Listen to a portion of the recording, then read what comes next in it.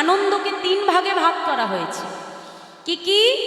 এক হলো তামসিক আনন্দ, এক হলো সাত্ত্বিক আনন্দ, আরেকটি হলো রাজসিক আনন্দ। সাত্ত্বিক আনন্দ কাকে বলে একটু মন দিয়ে বুঝে নেবে। এই যে আমি হরিনাম করছি, আমি কীর্তন করছি, এই কীর্তন করে আমার এক প্রকার আনন্দ, আমি আনন্দ পাই, তাই আমি কীর্তন করি। হ্যাঁ, এই যে আমার দাদা শিখল বাজাচ্ছে, তাহলে আমার দাদা শিখল বাজিয়ে আনন্দ পায়, এটাও এক প্রকার আনন্দ। হ্যাঁ, আবার এই যে ভাই করতাল বাজাচ্ছে, এটাও এক প্রকার আনন্দ, তাই তো বাবা? তা এইগুলো হচ্ছে সাত্ত্বিক আনন্দ। আবার রাজসিক আনন্দ কেমন? কেউ আছে মা কীর্তন টির্তন ভালোবাসে না, শুধুমাত্র টাকা পয়সা ইনকাম করবে, ব্যাংক ব্যালেন্স করবে, 4-5 তলা বাড়ি করবে, দামি দামি এসি গাড়িতে ঘুরবে, এটাই তার আনন্দ। তুমি তার কাছে যে জিজ্ঞাসা করো, বাবা এই যে বড় বড় বাড়ি করছো, এসি গাড়ি করছো, এত ব্যাংক ব্যালেন্স করছো, এতে কি তোমার কি লাভ? বলছে এতে আমার আনন্দ। এটা হলো এক প্রকার আনন্দ, এটা হলো রাজসিক আনন্দ। আরেকটি হলো তামসিক আনন্দ। তামসিক আনন্দটা কেমন মা? তামসিক আনন্দ হলো এমনও মানুষ আমাদের সমাজে আছে যে দেখবেন মা হরিনামও ভালোবাসে না, হ্যাঁ, হরিনামেও মাথা ব্যথা নেই, আবার ওদিকে টাকা পয়সা ব্যাংক ব্যালেন্স এগুলোও তার প্রয়োজন নেই। কিসে আনন্দ? না সন্ধে হলেই বাবা যদি হাতে একটা মদের বোতল ধরিয়ে দেওয়া যায়, তাই ওই মদের বোতল নিয়ে মা নর্দমার কাছে যে গড়াগড়ি খাবে, তার কাছে যে জিজ্ঞাসা করবে, বাবা এই যে তুমি প্রত্যেকদিন মদ খাচ্ছ, নর্দমার ধারে বসে নর্দমার নোংরা মারছ, এতে তোমার কি লাভ? কি বলবে? বলবে এই বোতলে যে কি আনন্দ বাবা, যে খেয়েছে সেই জেনেছে, তাই না? তাহলে বোতলের আনন্দ সেটাও এক প্রকার আনন্দ, তা সেটা হলো তামসিক আনন্দ। আমার মহাপ্রভু বললেন যে আনন্দম বুদ্ধি বারদানা। এই এতগুলো আনন্দের কথা বললাম, এই কোনো আনন্দের ভেতরে বাবা সুখ নেই, সুখ মাত্র আছে শুধু হরিনামের মধ্যে। সাত্ত্বিক আনন্দের ভেতরে আমাদের শুধুমাত্র সুখ রয়েছে। বা এই যে তোমরা হরিনাম শ্রবণ করছো, আমরা হরিনাম করছি, দেখো এর ভেতরে কোথাও কারোর কোনো দুঃখ নেই, কষ্ট নেই। যখনই হরিবাসর থেকে ঘরে ফিরে যাব, তখনই যত প্রকারের দুঃখ কষ্ট জ্বালা যন্ত্রণা সব এসে আমাদের গ্রাস করে নেবে। কি বা তাই? হ্যাঁ, তাহলে হরিবাসরের মধ্যে থাকলে শুধুমাত্র আনন্দ আনন্দ আনন্দ। তাই বলছে যে আনন্দ প্রতিপাদন পুণ্য অমৃত স্বাদনা, অর্থাৎ হরিনামের প্রত্যেক পদে পদে পুণ্য অমৃতের স্বাদ। সর্বাত্মা স্নাপনা, সপ্তম উপকার কি? আমার মহাপ্রভু বললেন যে হরিনামের দ্বারা সর্ব আত্মার স্নান হয়ে যায়। কেমন করে? এই যে তোমরা হরিনাম শুনছো, তোমাদের যেমন উপকার হচ্ছে না, আমরা হরিনাম করছি, আমাদেরও উপকার হচ্ছে। আবার আমার কমিটির দাদা ভাইরা এত সুন্দর হরিবাসরের আয়োজন করেছে, তাদেরও কিন্তু উপকার হচ্ছে। আবার অনেকে রয়েছে মা যে বাড়িতে কর্মের জন্য হয়তো হরিবাসরে আসতে পারেনি, কিন্তু এই মাইকের আওয়াজটা সে ঘরে বসে আমার প্রভুর হরিনাম আস্বাদন করছে, এতেও কিন্তু তার সমান উপকার হয়ে যাচ্ছে। এই জন্য বলে যখন নাম করা হয়, কি বলে মা? উচ্চৈস্বরে হরিনাম করো, তাই না? উচ্চৈস্বরে হরিনাম করলে জীবের মঙ্গল হয়, কল্যাণ সাধন হয়। হরিনামের ধ্বনি যতদূর পর্যন্ত যায়, ততদূর পর্যন্ত কিন্তু কোনো বিপদ আপদ স্পর্শ করতে পারে না। তাই মহাপ্রভু বললেন যে এক হরিনামের দ্বারা সর্ব আত্মার স্নান হয়ে যায়। তাই গৌর হরি বল হরি। তাই আমার মহাপ্রভু সেই গোলকের প্রেম ধর নিয়ে তিনি ভুলুকি বিতরণ করলেন। তাই বৈষ্ণব মহাদাম পদাবলিতে কলম দিয়ে বলছে, দেখো দেখো অসাধনে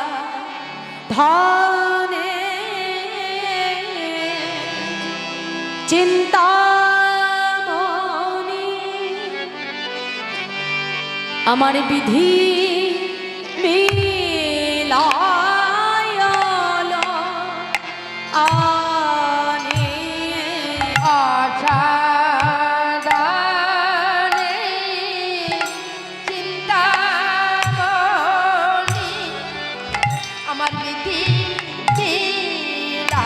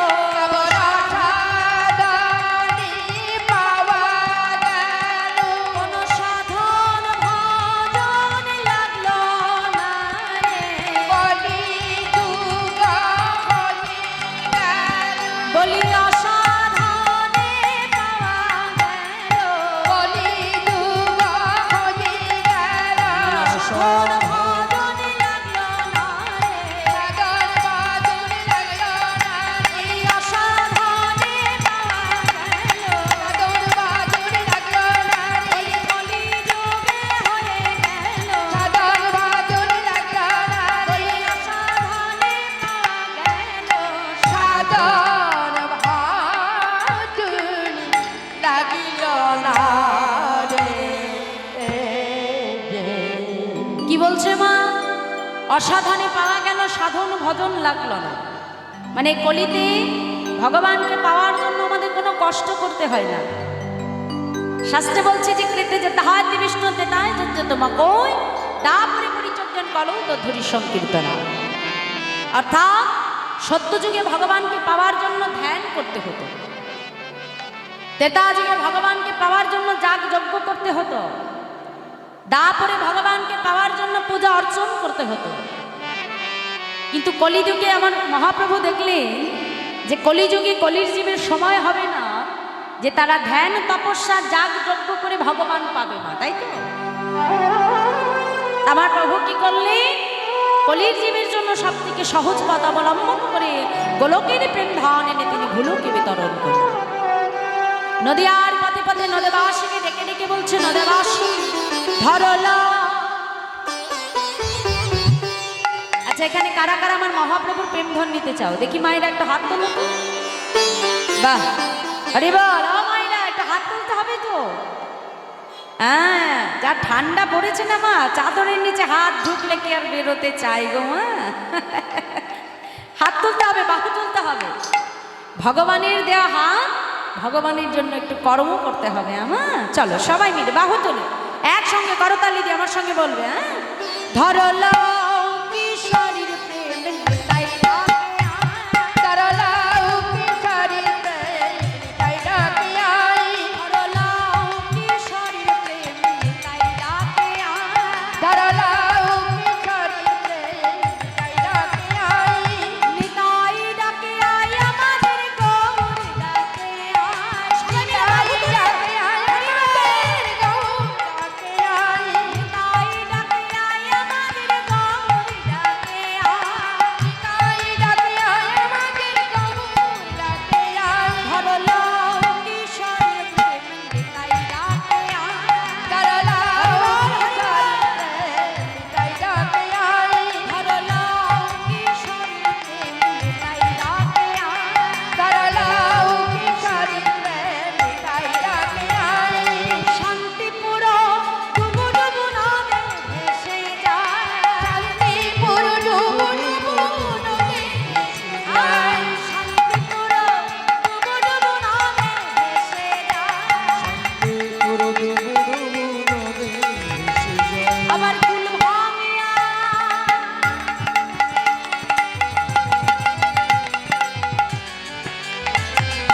কুল ভাঙিয়া ঢেউ আসিয়া লাগল গোড়ার গায়। ফুল ভাঙিয়া ঢেউ আসিয়া লাগলো গোরার গায়ে।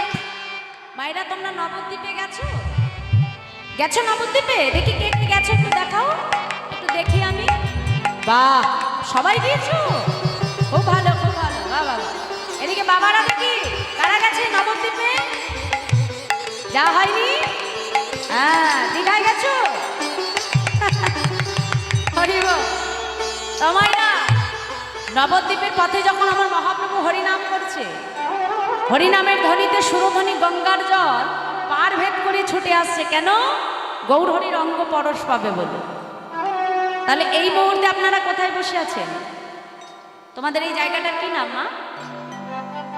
ইছাপুর। হ্যাঁ, আজকে এটা ইছাপুর আছে? নেই? কি হয়েছে? হ্যাঁ, বাহ। তাহলে আজ আমার কমিটি দাদা ভাইরা আমাদের জন্য প্রত্যেকের জন্য নবদ্বীপ তৈরি করেছে, কি তাই তো? তা আমাদের এই নবদ্বীপে সুরধ্বনি গঙ্গা কোথায়? হ্যাঁ, দেখাবো।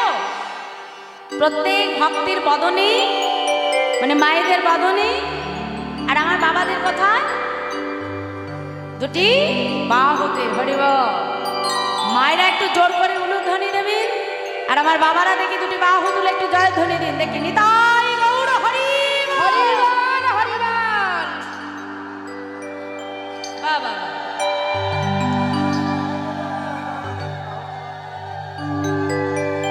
আচ্ছা ও মায়েরা, এইবার তোমরা নিজেরা বলো তো, এটা নবদ্বীপ মনে হচ্ছে তো?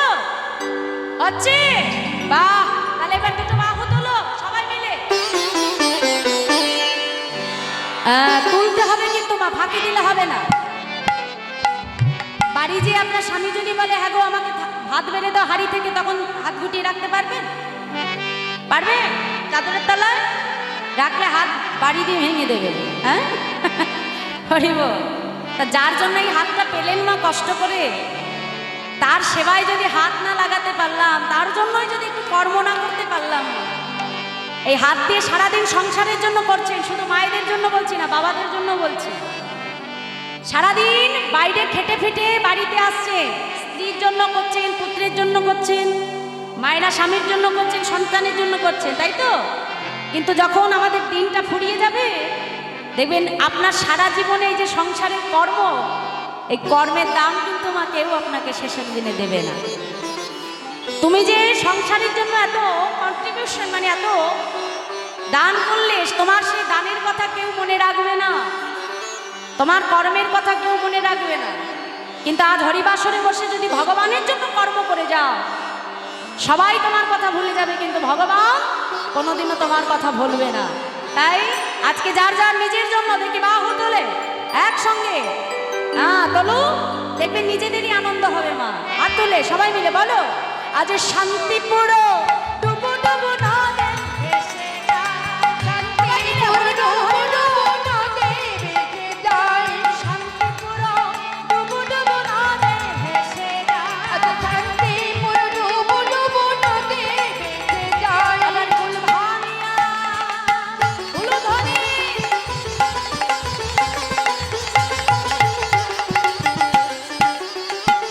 ফুল ভাঙিয়া ঢেউ আসিয়া লাগলো গোড়ার গায়ে, ফুল ভাঙিয়া ঢেউ আসিয়া লাগলো গোড়ার গায়ে। হরিলাম কিশোরী প্রেম নিতাই ডাকে আয়, তারালাও কিশোরী প্রেম নিতাই ডাকে আয়। হরিলাম কিশোরী প্রেম নিতাই ডাকে আয়, তারালাও কিশোরী প্রেম নিতাই ডাকে আয়। নিতাই ডাকে আয় আমাদের গৌর ডাকে আয়, নিতাই ডাকে আয় আমাদের গৌর ডাকে আয়। নিতাই ডাকে আয় আমাদের গৌর ডাকে আয়, নিতাই ডাকে আয় আমাদের গৌর ডাকে আয়। হরিলাম কিশোরী প্রেম নিতাই ডাকে আয়, তারালাও কিশোরী প্রেম নিতাই ডাকে আয়। হরিলাম কিশোরী প্রেম নিতাই ডাকে আয়। তারালাও কিশোরী প্রেম নিতাই ডাকে আয়। তাই আজ ব্রজের সেই দুই ভাই কানাই আর বলা, আর কলিযুগের দুই ভাই গৌরাঙ্গের দায় নদিয়ার পথে পথে দুটি বাহু প্রসার করে কলির জীবকে আজকে হরিনাম প্রেম ধন বিতরণ করলেন। তাই যে ভগবানকে আমরা পেতে পারি না শুদ্ধ ভক্তির দ্বারা। শাস্ত্রে বলে যে ভক্তি যার কৃষ্ণ তার সর্বশাস্ত্রে কয়, ভক্তি না থাকিলে জীবের কৃষ্ণ দর্শন কিবা হয়। হৃদয়ে যদি আমার প্রেম ভক্তি না থাকে মা, একটা কথা মনে রাখবে, এই জগতে কিন্তু ভগবানকে কখনো অর্থ সম্পদ দিয়ে পাওয়া যায় না। এই জগতে ভগবানকে শুধুমাত্র লাভ করা যায় বাবা ভক্তি দিয়ে। ভক্তি দিয়ে ভগবানকে জয় করে নিয়েছিলেন কে? আমার গোবিন্দের পরম ভক্ত সুদামা। এই সুদামায় এত বড় কাঙাল ছিল মা, যে নিজের স্ত্রীর অঙ্গে একটি বসন দেবে সেইটুকু ক্ষমতাও তার ছিল না। একদিন সুদামার স্ত্রী সুশীলা সুদামাকে ডেকে বলছে, স্বামী শুনেছি তোমার বন্ধু কৃষ্ণচন্দ্র সেনাকি দ্বারকার রাজা। তা আমার মন বলছে তুমি যদি একবার তোমার বন্ধুর সঙ্গে দেখা করে এসো, তাহলে তোমার সমস্ত দুঃখ দুর্দশা তোমার মন থেকে দূর হয়ে যাবে।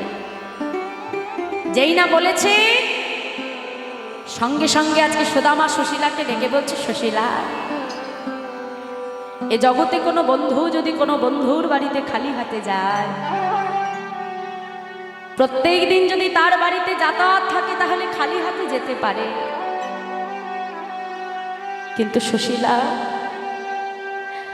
আমি এতগুলো বছর পর আমার কানাইয়ের কাছে যাব, বলতে পারো আমি যে কাঙাল, আমি যে ভিখারি,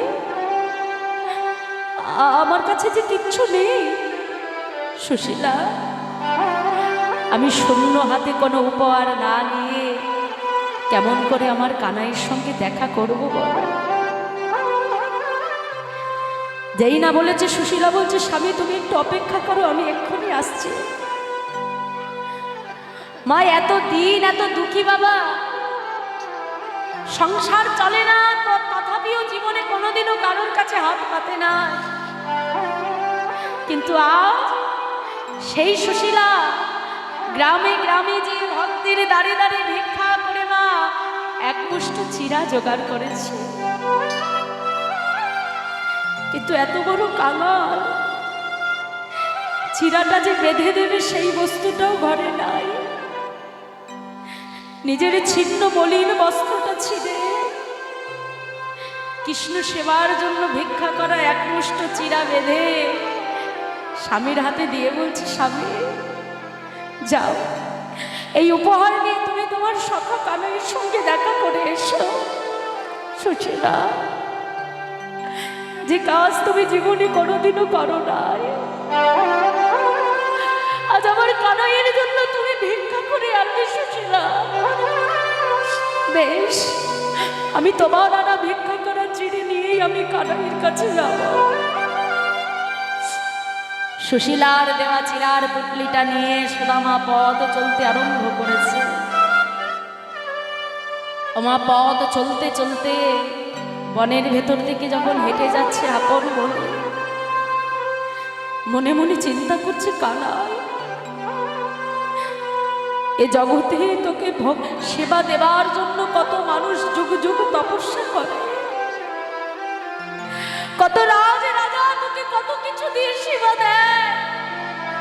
কানাই, যোগী জানে যোগী পাই না, ঋষি জানে ধ্যানে পাই না। আমার সেই ভাই কানাই,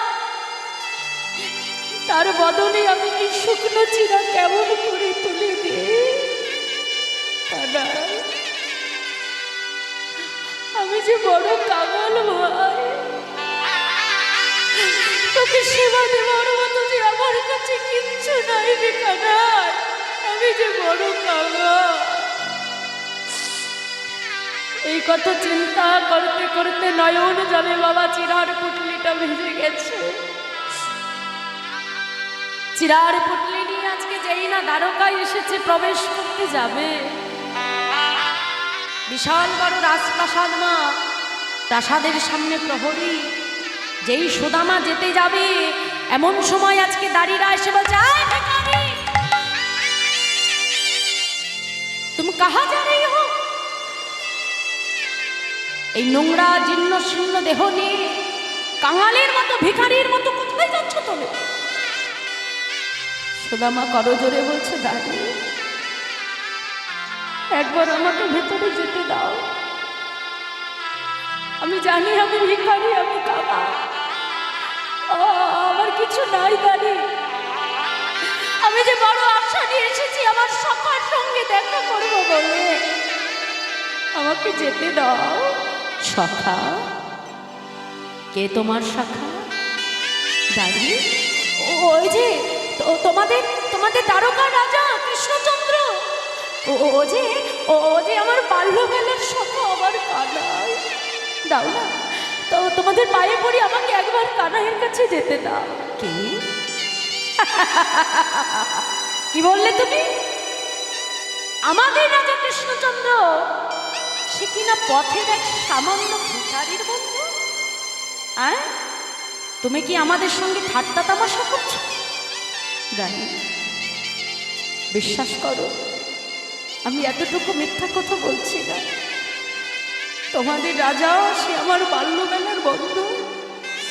বেশ, ঠিক আছে, আমার কথা যদি বিশ্বাস না হয়, একবার তোমাদের রাজামশাইয়ের কাছে যে বলো যে তার বাল্যবেলার বন্ধু সুদামা এসেছে। যদি আমার কৃষ্ণ না আসে, যদি আমার কৃষ্ণ আমাকে চিনতে না পারে, আমি কথা দিলাম আমি এখান থেকে ফিরে চলে যাব, আমি আর ভেতরে প্রবেশ করব না। বেশ, তাহলে এই দরজায় দাঁড়িয়ে অপেক্ষা করবে। যতক্ষণ না আমরা ফিরে আসবো ততক্ষণ দরজায় দাঁড়িয়ে থাকবে। এই বলে সুদামাকে দরজায় দাঁড় করিয়ে আজকে প্রহরীরা ভেতরে প্রবেশ করছে। মহারাজ, কি হলো, কি হলো দাঁড়ি, এমন ভাবে ছুটছ, কি হয়েছে? মহারাজ জানেন মহারাজ, বাইরে না কোথা থেকে একজন ভিখারি এসে বলছে সে নাকি আপনার বাল্যবেলার বন্ধু। আমার বন্ধু? আচ্ছা, কি নামটা? মহারাজ কি যেন নামটা বললো, কি যেন, ও মনে পড়েছে মহারাজ, তার নাম হলো সুদামা। কি বললে? তুমি ঠিক বলছো দাদে?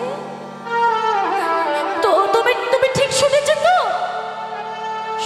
সুদামা, আমার সুদামা, আমার সুদামা এসেছে দাঁড়ি। ছুটতে ছুটতে আমার গোবিন্দ আজকে রক্ত সিংহাসন ছেড়ে চলেছে। সুদামা, সুদামা, সুদামা, সুদামা, সুদামা বলতে বলতে গোবিন্দ আমার যেই না ছুটে গিয়ে সুদামাকে আলিঙ্গন করতে যাবে, সুদামা বলছে দাদা, দাদা কানাই, দাদা আমাকে স্পর্শ করিস না কানাই, চেয়ে দেখ, তুই যে দ্বারকার রাজা, আমি যে সামান্য পথের এক কাঙাল হিসাবে, তোর অঙ্গে যে কত রাজবেশ, কত অলংকার, আমার অঙ্গে যে ছিন্ন মলিন বস্ত্র, তুই যদি আমাকে আলিঙ্গন করিস তোর অঙ্গ যে নোংরা হয়ে যাবে কানাই, আমাকে স্পর্শ করিস না। ভগবান ছুটে গিয়ে সুদামাকে জড়িয়ে ধরল। সুদামা, তুই কি জানিস না, মুচি হয়ে শুচি হয় যদি কৃষ্ণ ভজে, শুচি হয়ে মুচি হয় যদি কৃষ্ণ ত্যাজে। চেয়ে দেখ, রুক্মিণী সত্যভামা সোনার পাত্রে জল নিয়ে বসে আছে তোর চরণ ধৌত করবে বলে। পরমাদরে আজকে শাখাকে সঙ্গে নিয়ে গোবিন্দ সিংহাসনের উপরে বসিয়ে নিজের হাতে ভক্তের চরণ ধৌত করছে, নিজের হাতে ভক্তের চরণ সেবা করছে। সেবা করে যখন মধ্যাহ্ন সময় হলো, সুদামাকে সেবা দিয়ে সুদামা পালঙ্ক পরে শয়নে আছে। অমা, ওই যে ভিক্ষা করে চিরাটা এনেছিল না মা, আজকে কানাইয়ের এত রাজ ঐশ্বর্য দেখে মনে মনে চিন্তা করছে আমার এই শুকনো চিরা কি আমার কানাই খাবে। লজ্জায় আজকে চিরার পুটলিটা লুকিয়ে রেখে দিয়েছে মা, কানাইকে দেয় না। কানাইয়ের এত ঐশ্বর্য, কত কিছু রাজভোগ মন্ডা মিঠাই সেবা করছে কানাই, আমার শুকনো প্রসাদ কি সেবা করতে পারে? আর দেয়নি মা, চিরার পুটলি লুকিয়ে রেখেছে। ভগবান তো অন্তর্যামী মা, সবই জানে। যখন আজকে সুদামা পালঙ্ক পরে শয়নে আছে, হঠাৎ আজকে এসে বলছে সুদামা, এতদিন পরে তুমি আমার কাছে এসেছো, আমার জন্য কি কোনো উপহার আনো নাই? কানাই মনে মনে চিন্তা করছে, উপহার তো আমি এনেছি, কিন্তু এই উপহার তো আমি তোকে দিতে পারবো না ভাই। আজ এর জন্য যদি আমাকে মিথ্যা কথা বলতে হয়, যদি অপরাধ আমাকে পেতে হয়, আমি তাই পাবো। কানাই, না ভাই, আমি না তোর জন্য কোনো উপহার আনতে পারিনি। ভগবান বলছে, বেশ, আমিও দেখি কতক্ষণ লুকাতে পারো। বলছে, বেশ, অসুদামা, নাই বা এনেছিস আমার জন্য উপহার। শোন ভাই, এতদিন পরে তোর সঙ্গে আমার দেখা হলো, তোকে একটু ভালো করে আলিঙ্গন তো করা হয়। ভগবান কৃষ্ণ তো বড় চতুর্মা, আর ভক্ত তার তো সরল হৃদয়। যেই না বলেছে তোকে আলিঙ্গন করা হয়নি, ছুটে গিয়ে যেই আলিঙ্গন করতে গেছে, এখন আলিঙ্গন করতে হলে তোমার হাত দুটো উঁচু করতে হবে। হ্যাঁ, যেই না আজকে দুহাত বাড়িয়ে কৃষ্ণকে আলিঙ্গন করতে গেল, এমন সময় চিরার পুটলিটা গড়িয়ে পড়ে গেল। যেই পড়ে গেছে, গোবিন্দ ছুটে গিয়ে আজকে চিরার পুটলিটা তুলে নিয়ে বলছে, সোনামা এই তো আমার উপহার। আমি জানি যে তুমি সাত্বিক ব্রাহ্মণ, তোমার এটা কখনো ভুল হতে পারে না। বাবা আমার জন্য কি উপহার এনেছিস সুদামা? যেই না খুলতে যাবে, সুদামা এসে হাতটা চেপে ধরেছে। না, তুই খুলিস না ভাই, আমি তো পায়ে পড়ছি, এটা কোনো উপহার নয়, আমি কোনো উপহার আনিনি। গোবিন্দ কোনো কথাই শুনলো না। মা যেই না আজকে পুটলিটা খুলেছে, দেখছে এক মুষ্ট ছিঁড়া। বাবা সোদামা, এ জগতের ভক্ত আমাকে ক্ষীরে দেয়, নবনী দেয়, মাখন দেয়, মিষ্টি দেয়, ওই এক খাবার খেতে খেতে আমার আর ভালো লাগে না। তুই তো আমার বন্ধু, সবই জানিস, তাই আমার মুখের স্বাদ পরিবর্তন করবার জন্য আমার জন্য চিড়ে এনেছি। যেই না চিড়ার উপরে হাত দিয়েছে, দেখছে মা চিড়েগুলো ভেজা। সোদামা, পাছে আমার খেতে কষ্ট হবে বলে চিড়াগুলো আবার ভিজিয়ে এনেছি। ভেবে দেখো বাবা, যেই চিড়া দিতে আজকে ভক্ত লজ্জা পাচ্ছে, কিন্তু ভগবান সেই ভক্তের ভিক্ষা করা চিড়ার মর্যাদা ভগবান কোথায় তুলে দিলেন। সোদামা, আমার জন্য আমার চিড়াগুলো ভিজিয়ে এনেছিস? সোদামা বলছে, কানা আর থাকতে পারলো না। মা ছুটে গিয়ে কানাই চরণটা জড়িয়ে ধরেছে। কানাই, আমি তোর জন্য চিড়া ভিজিয়ে আনিনি রে কানাই। আমি মনে করলাম তোকে এই জগতে কতজন কত কিছু সেবা দেয়, আর আমার আরা ভিক্ষা করা এই শুকনো চিড়ে তুই কি সেবা করবি কানাই? এই কথা চিন্তা করতে করতে কখন জানি আমার নয়ন জলে চিরার পুটলিটা ভিজে গেছে। নিতাই গৌর হরিব।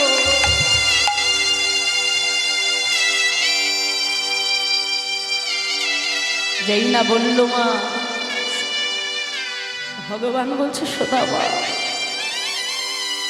তুই আমার জন্য ভিক্ষা করে নয়ন জলে চিরা ভিজিয়ে এনেছিস। সোদামা, আজ আমি তোর সম্মুখে দাঁড়িয়ে কথা দিলাম, আগত কলি যুগে কোনো ভক্ত যদি তোর মতো করে এমন করে ভিক্ষা করে এনে, কোনো ভক্ত যদি আমাকে ভিক্ষা করে চিরা এনে দিয়ে যদি তোর মতো করে নয়ন জলে আমাকে সেবা দেয়, আগত কলিযুগে আমি ভগবান হয়ে ভক্তের ভিক্ষা করা সেই চিরা গ্রহণ করব।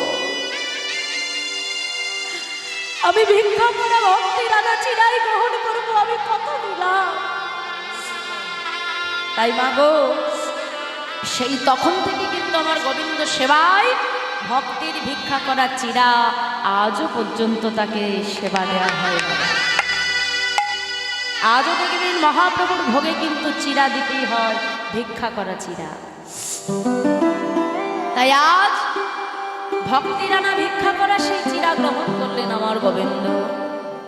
দেখতে দেখতে এমন করে একটা সপ্তাহ কাটালো তার গৃহে। এবার বিদায় নিতে হবে। কৃষ্ণের কাছে এসে বলছি, কানাই এবার আমাকে অনুমতি দিয়ে আমাকে যেতে হবে। দেখো মা, এত কামাল, তথাপিও নিজের দারিদ্রতার কথা বন্ধুর কাছে প্রকাশ করেনি। আর গোবিন্দ সে কি জানে না যে সুদামা এত কাঙাল? সবই জানে, কিন্তু যাবার সময় বন্ধুর হাতে সরাসরি কিছু দিল না। মা এই জায়গাটা গোবিন্দ একটা শিক্ষা দিলে। এ জগতে বন্ধুত্ব আমাদের সবার হয় বাবা। কারোর হয়তো বেশি অর্থ থাকতে পারে, আবার তোমার কোনো বন্ধুর হয়তো তোমার থেকে কমও থাকতে পারে। এবার তুমি যদি মনে মনে চিন্তা করো আমার বন্ধুকে আমি একটু সাহায্য করব, তাহলে সরাসরি বন্ধুর হাতে কিছু দেবে না। কেন? তুমি যদি সরাসরি তাকে দাও তাহলে কিন্তু বন্ধুত্বের অপমান করা হয়। কোনো ছলনার আশ্রয় নিয়ে কোনোভাবে হয়তো তাকে তুমি সাহায্য করবে, যাতে সে বুঝতে না পারে যে তুমি তাকে সহায়তা করেছো। গোবিন্দ আমার আজকে কি করলে? বিশ্বকর্মাকে ডেকে বলছে, বিশ্বকর্মা, আমার সুদামার জন্য পণ্য কুঠির যেখানে রয়েছে সেখানে এক রাতের ভেতরে একটা বিশাল রাজপ্রাসাদ তৈরি করে দাও। লক্ষ্মীকে ডেকে বলল, লক্ষ্মী, যে সুদামার স্ত্রী আমার কথা চিন্তা করে ভক্তের দাঁড়ে দাঁড়িয়ে যে ভিক্ষা করে আমাকে চিরা এনে দিয়েছে, সেই সুশীলাকে তুমি এমন ভাবে রাজলক্ষ্মীর মতো সাজাবে যাতে আমার বন্ধু নিজে গিয়েই নিজের স্ত্রীকে চিনতে না পারে। এক রাতের ভেতরে সাজিয়ে তৈরি করে দিল বিশাল রাজপ্রাসাদ। এক সপ্তাহ বাদে যখন সুদামা ফিরে এলো মা, এসে দেখছে যেখানে একটা পণ্যকুটির সেখানে বিশাল রাজপ্রাসাদ হয়ে গেছে।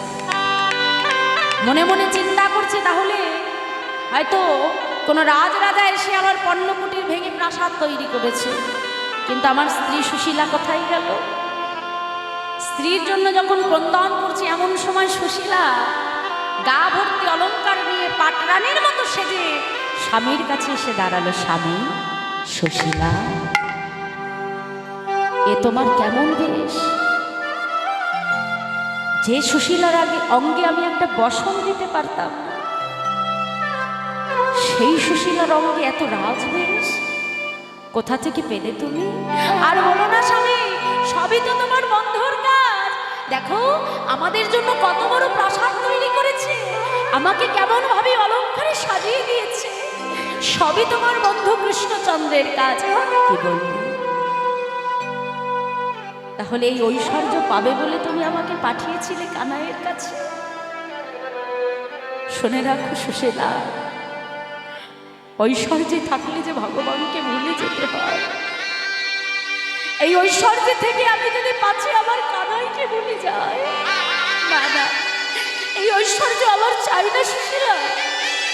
তুমি যদি ঐশ্বর্য চাও তুমি ঐশ্বর্য থেকো, কিন্তু আজ থেকে আমি আর তোমার সঙ্গে থাকবো না।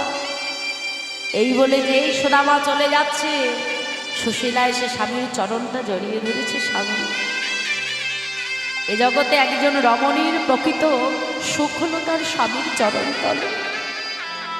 তাই যেখানে তুমি থাকবে না সেখানে আমারও থাকার অধিকার নেই। সর্বস্ব পরিত্যাগ করে দিয়ে যখন চলে যাচ্ছে, এমন সময় কৃষ্ণচন্দ্র মানে গোবিন্দ পেছন থেকে এসে ডাক দিয়েছে, দাঁড়াও সুদামা, দাঁড়াও। কে বলেছে তোমাকে ঐশ্বর্যে থাকলে ভগবান পাওয়া যায় না? কে বলেছে যে অর্থ সম্পদ থাকলে ভগবানকে ভুলে যায় না? আমার যদি বাড়িটা 4-5 তলা থাকে না, মনে মনে আমার সংকল্প নিতে হবে আমার বাড়ি 5 তলা হচ্ছে, তার পাশাপাশি আমি গোবিন্দের জন্য একটা সুন্দর করে মন্দির তৈরি করব। নিজে যখন বাইরে যে দামি দামি শাড়ি কিনবে, মনে করবে আমার গোবিন্দের জন্য একটা পোশাক কিনে নিয়ে যায়। নিজে দামি দামি অলংকার বানাবে, মনে করবে ভগবানের জন্য একটা কিছু তৈরি করি।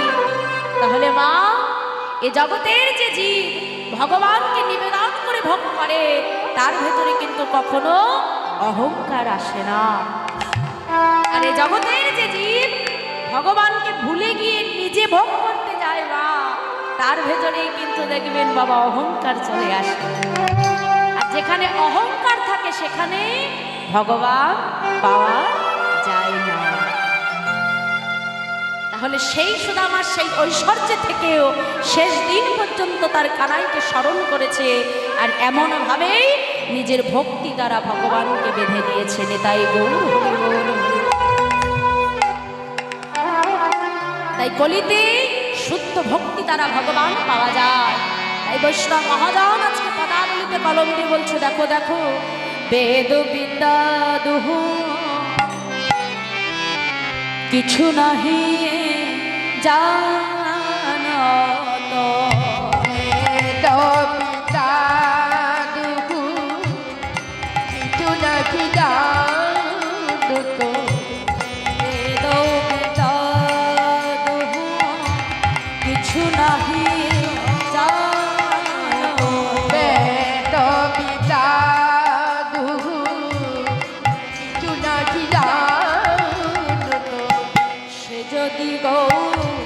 রঙ্গ করে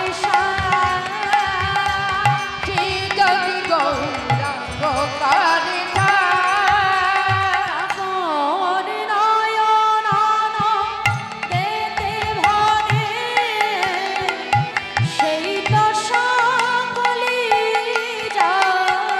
ঠাকুর নয়ন আনন্দে বাণী সেই তো সকলে জানে সর্বসিদ্ধি সর্বসিদ্ধে করতালে সর্বসিদ্ধি সর্বসিদ্ধি করতালি ও তার কিছুই জানতে লাগে না তার কিছুই জানতে লাগে না রে ও তার কিছুই জানতে লাগে না কিছুই জানতে লাগে না গো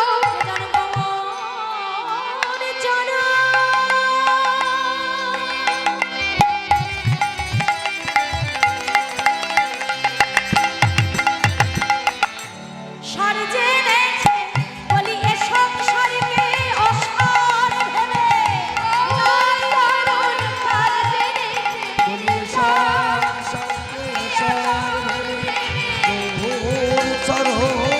করতলে